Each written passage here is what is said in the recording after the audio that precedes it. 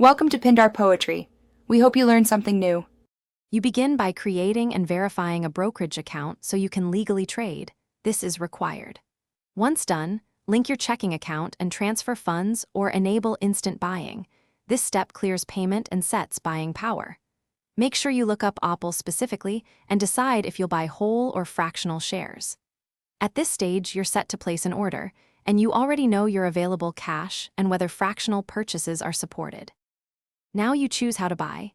A market order executes quickly at current price, while a limit order sets the maximum you'll pay. Choose a stop if protecting losses.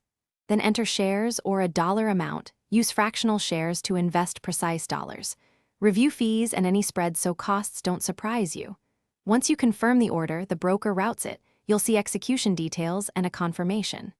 If unsure, pause and adjust order type to match your goals. After execution, verify the trade ticket and the number of shares or dollars purchased. Settlement is typically T+2, so funds clear then. Once bought, add Apparel to your watch list, set price alerts, and decide if you want automatic dividend reinvestment to compound returns.